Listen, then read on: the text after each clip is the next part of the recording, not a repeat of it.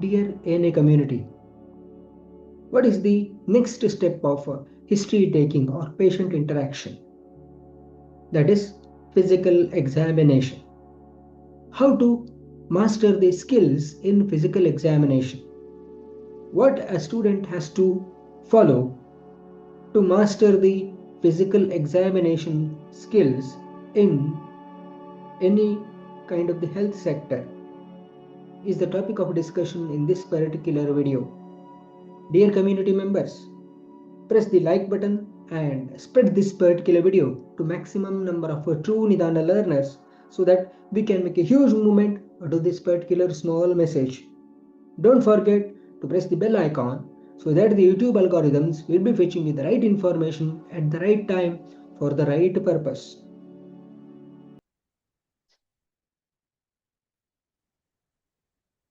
As far as mastering the physical examination skills, we need to know about the steps of diagnosis.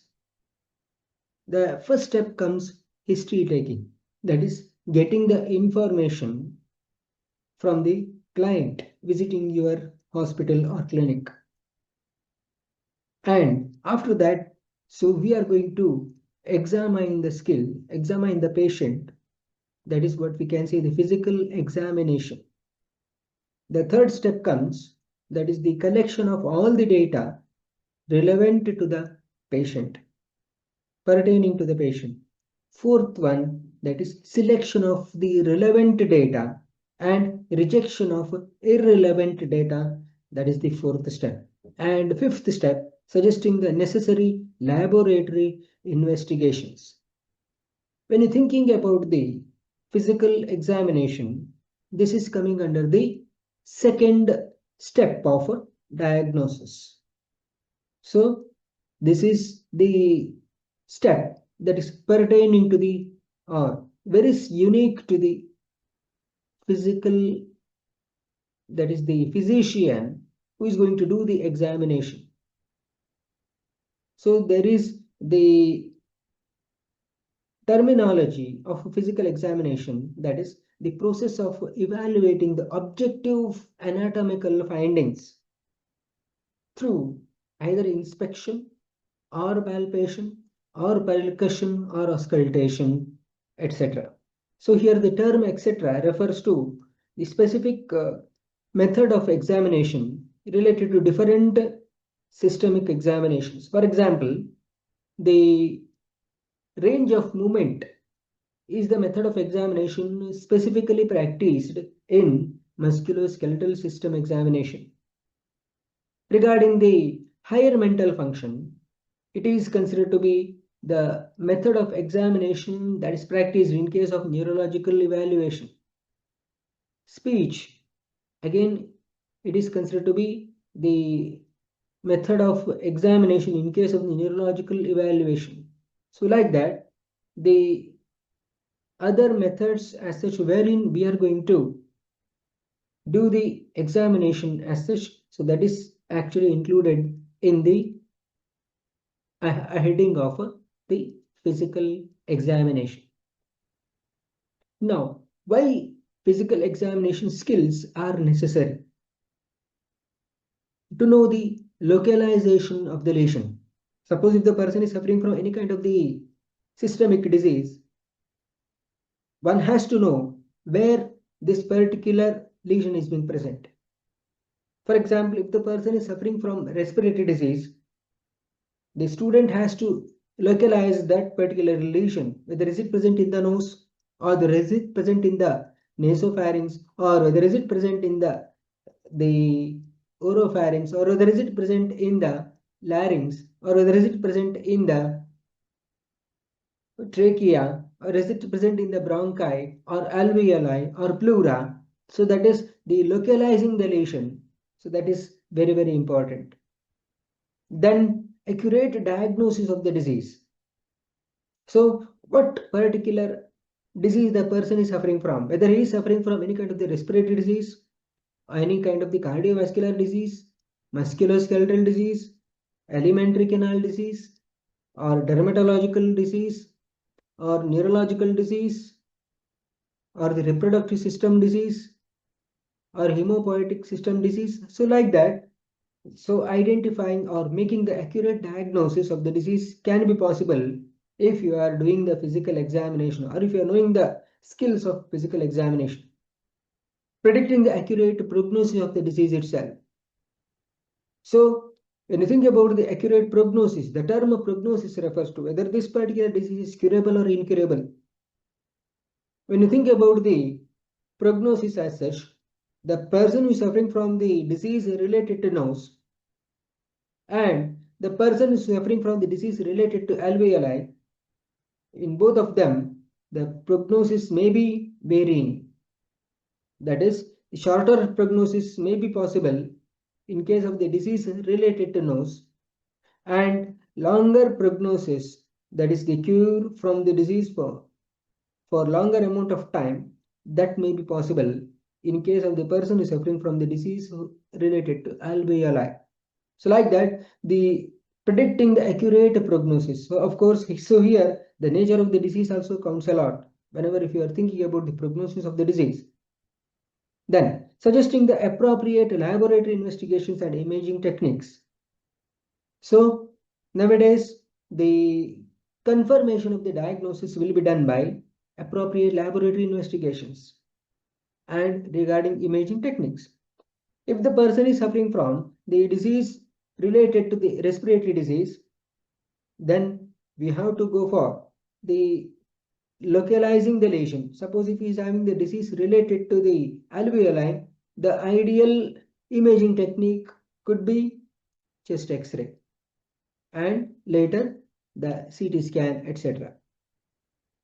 Whereas the person is suffering from the disease related to the respiratory system, the certain laboratory investigations that can be done. Here, complete blood count to know about the blood parameters. Then regarding the any kind of the other aspect, that is sputum analysis, etc. So that will be considered in cases of the respiratory diseases. Then regarding the interaction with the client and his or her family members. So that is, you are getting the information based on the history, you are going to get the information based on the physical examination, etc., etc. You are going to identify the prognosis of the disease and you are going to suggest these laboratory investigations. That is, interaction of all these with the patient, with the along with the significance, etc. So that is, physical examination skills are necessary. Monitoring the patient's condition or client's condition. Suppose if the person is admitted in the hospital, he is suffering from the respiratory disease.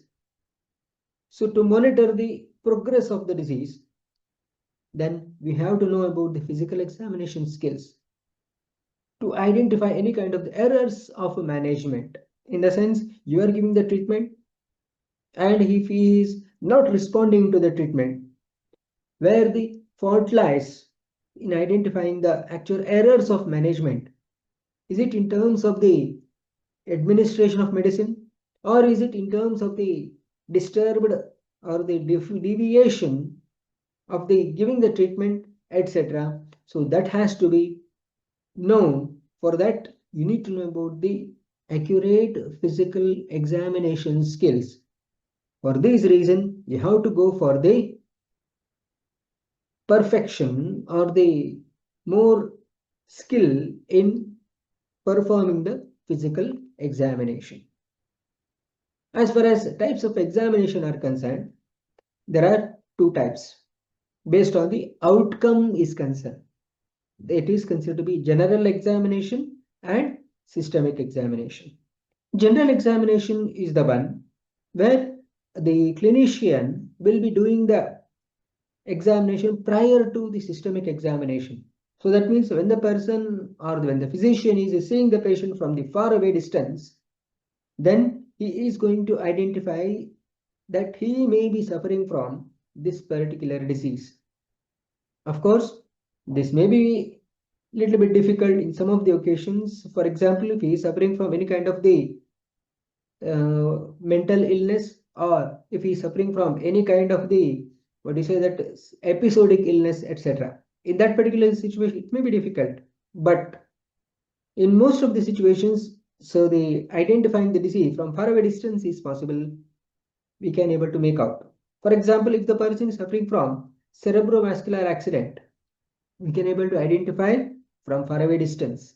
If he is suffering from any kind of the sciatica syndrome, we can able to identify the person from the far away distance itself.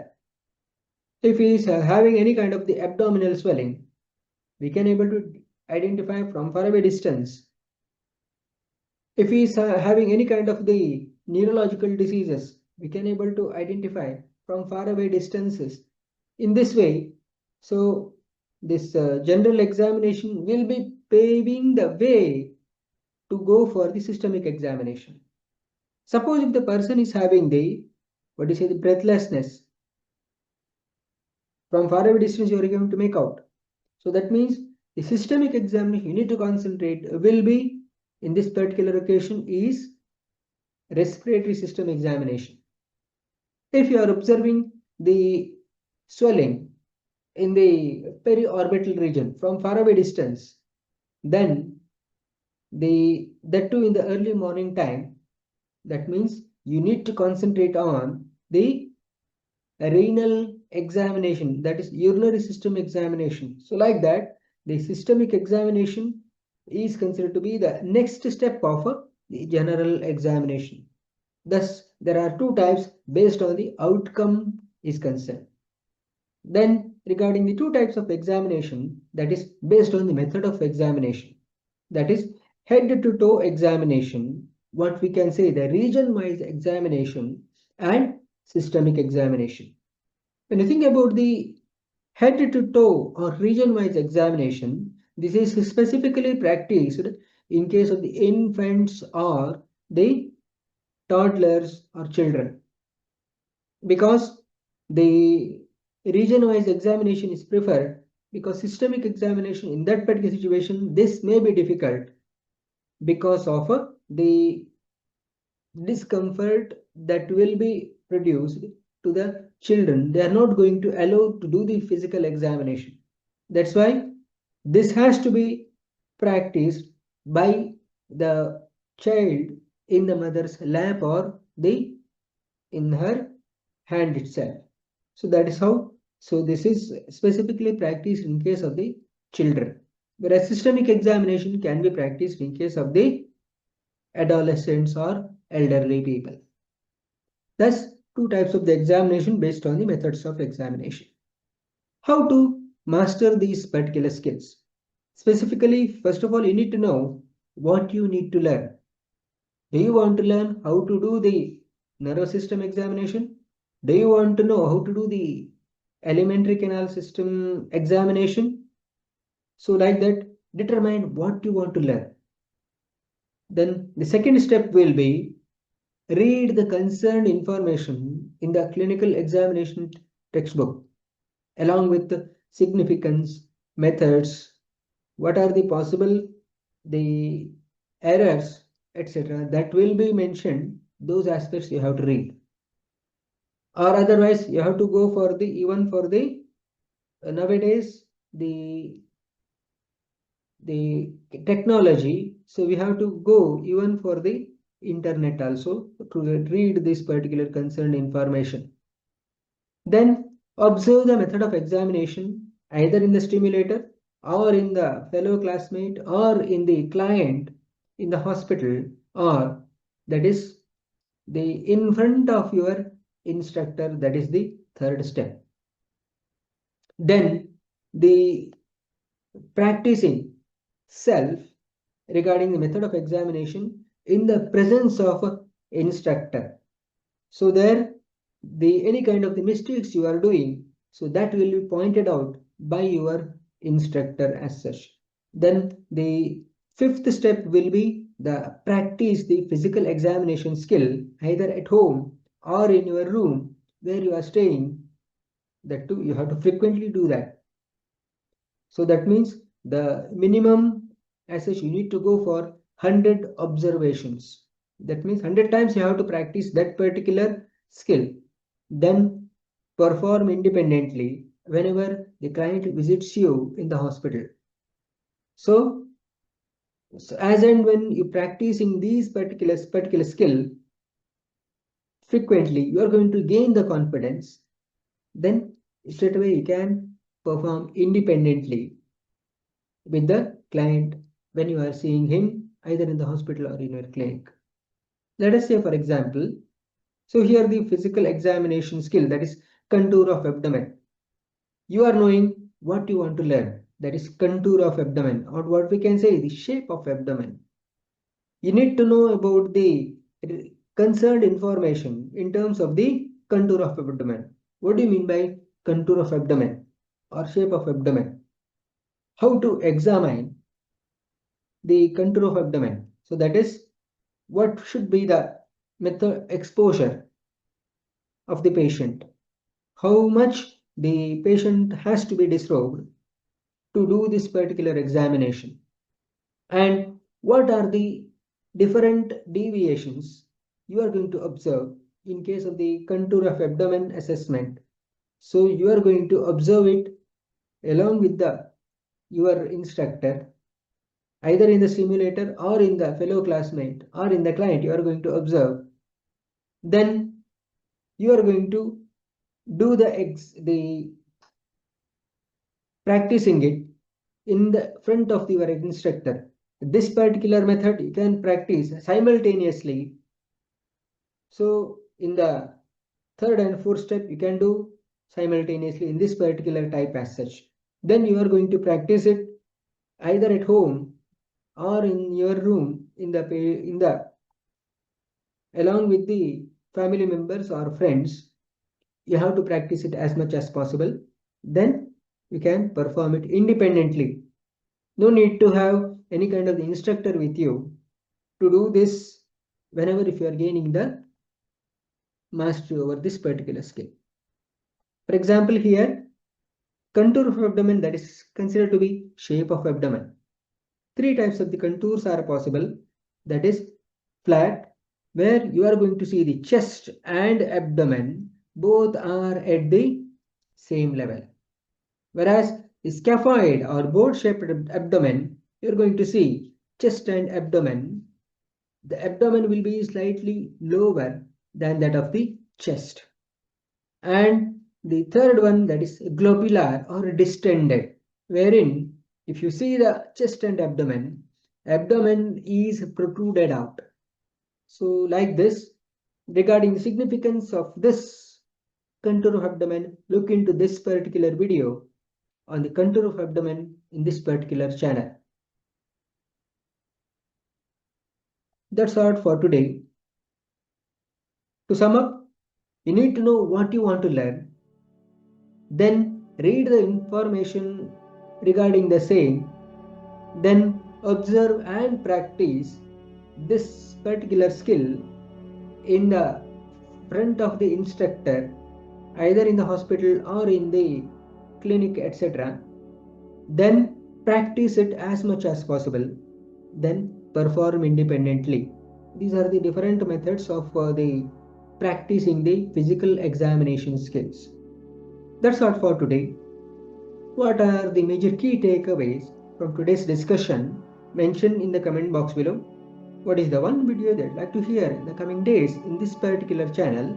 Mention in the comment box below and spread this particular video to maximum number of true Nidana learners so that we can make a huge movement out of this particular small message.